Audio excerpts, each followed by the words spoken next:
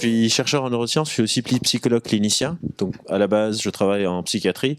Et petit à petit, j'ai remarqué que les problèmes liés au stress, au changement, aux prises de décision en général, n'étaient pas confinés à la population qu'on appelle, nous, pathologique. Je vais essayer de vous présenter un peu l'importance du doute dans la préparation au changement, l'importance du doute vis-à-vis de la résilience, vis-à-vis du stress au travail.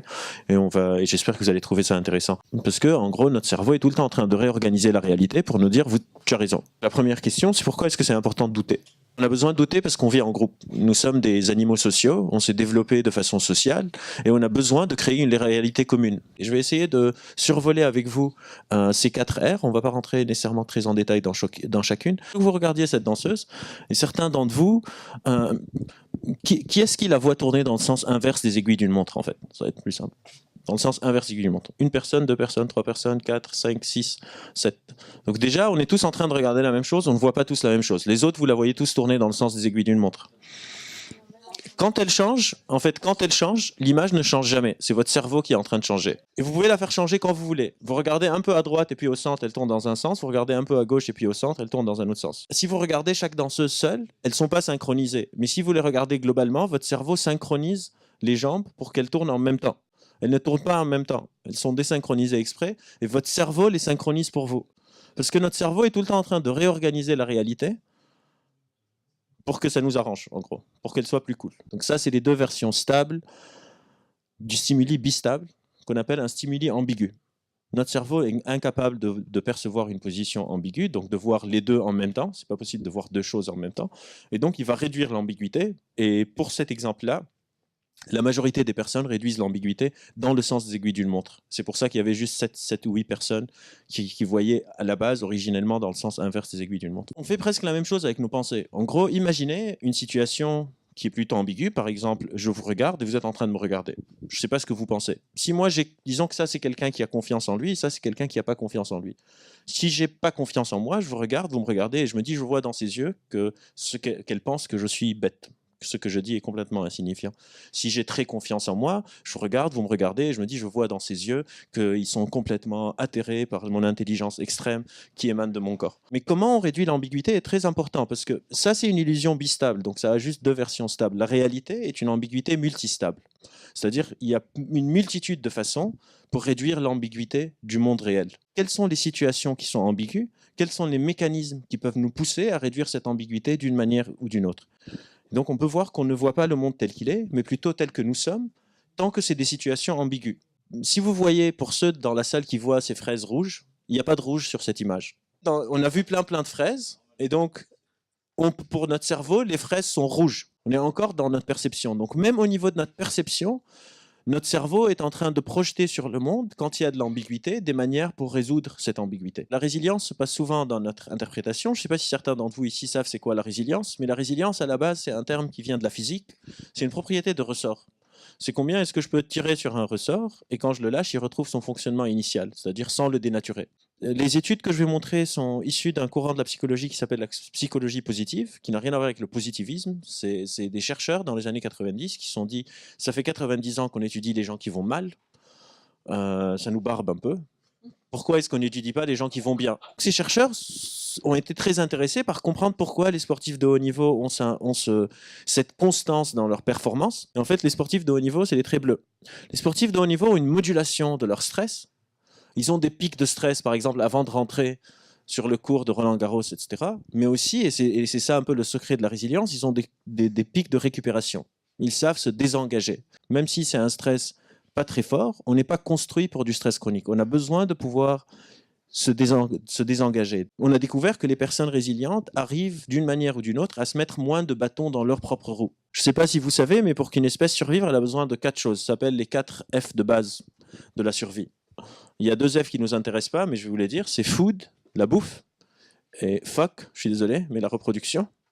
Et les 2 F qui nous intéressent aujourd'hui sont fight et flight, se battre et s'enfuir. Donc on a développé sur 190 000 ans, on a développé un très bon fight et flight. C'est-à-dire notre cerveau a développé des réflexes où il vaut mieux sursauter et il n'y a rien, que ne pas sursauter et mourir. C'est pour ça que des fois, vous vous retrouvez à avoir peur d'un truc dans le coin de votre œil alors que c'est complètement ridicule et vous êtes chez vous. Questionnaire en entreprise sur quels sont les stresseurs majeurs des personnes. très peu de gens disent un ours brun ou un boa constrictor. Les gens d'habitude répondent la charge de travail, se sentir dévalorisé, les échéances, le type de travail à faire, devoir faire le travail des autres. J'ai mis des astérisques parce que quand je faisais ce questionnaire, j'ai jamais trouvé les autres qui font pas leur travail. C'est tout le temps un autre. Donc si vous savez c'est qui, je les cherche. Manque de satisfaction, manque de contrôle sur le déroulement de la journée, longueur de travail, frustration, cible et objectif. Il n'y a pas de danger physique. Le danger a changé de visage.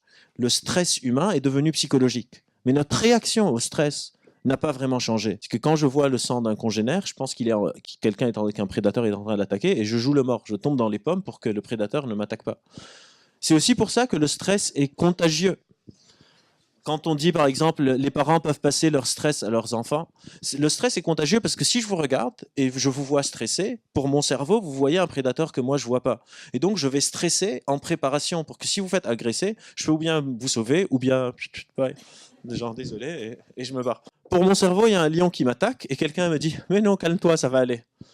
Ça n'a aucun sens. C'est pour ça que calmer quelqu'un qui est stressé, ça ne marche pas. Si un peu de stress crée une tension saine qui améliore la performance, mais quand ça dure longtemps, eh ben on est fatigué, on est épuisé, on est en mauvaise santé, on s'effondre. Et c'est ça le fameux burn-out. Le burn-out, c'est des personnes, c'est mon cerveau qui se dit si je vais me faire bouffer, ben que je me fasse bouffer. Et c'est aussi pour ça que du coup, Federer, ça lui impacte pas tellement le fait qu'il ait des pics de stress très importants. Parce qu'il arrive à désenclencher et notre cerveau est construit pour des pics de stress intenses mais de courte durée. De la même manière qu'on interprète visuellement la danseuse, on peut interpréter visuellement le monde cognitif un peu et comportemental et avoir des conséquences différentes. On est très très attaché à nos habitudes, même les plus basiques.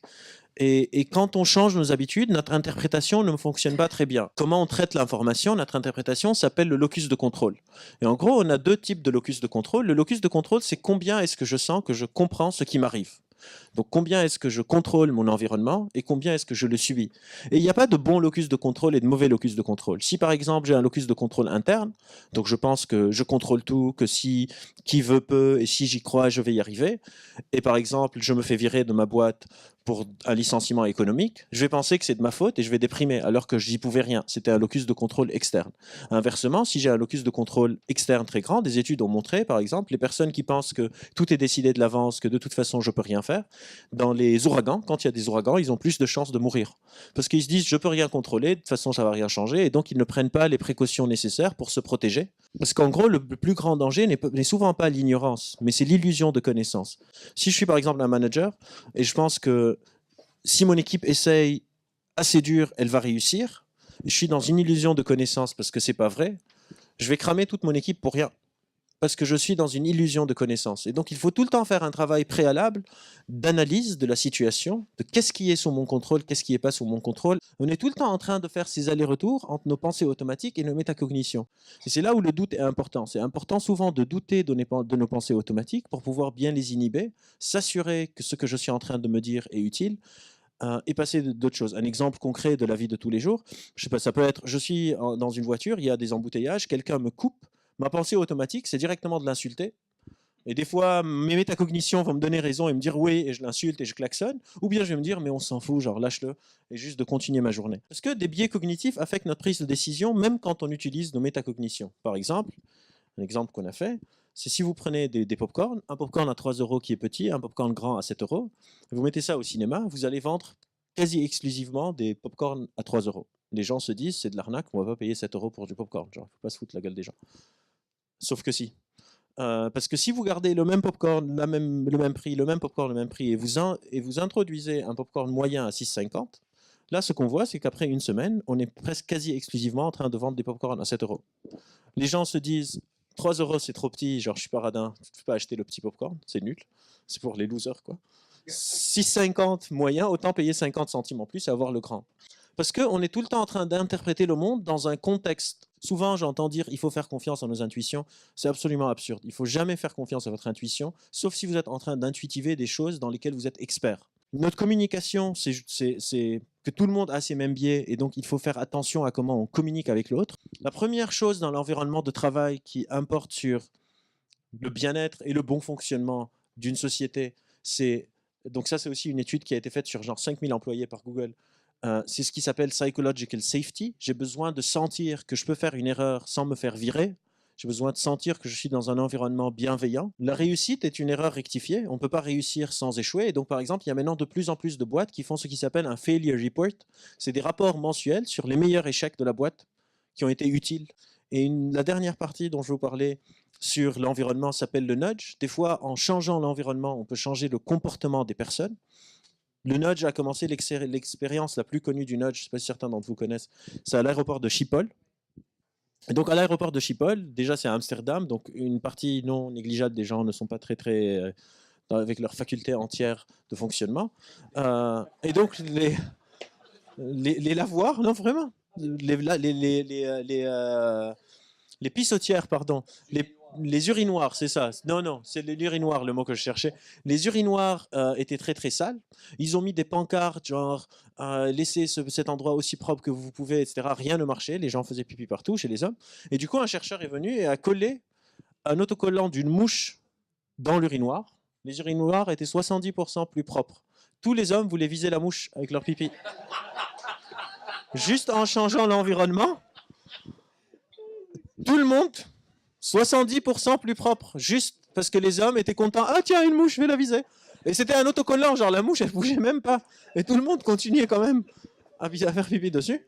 Sur un virage à Chicago, ce virage-là, tout le monde allait très vite. Ils ont mis un radar, etc. Rien ne marchait, un détecteur de vitesse. Et après, des chercheurs sont venus, ils ont dessiné des traits. Vous pouvez les voir ici. Donc les voitures vont comme ça, il y a le virage qui vient là.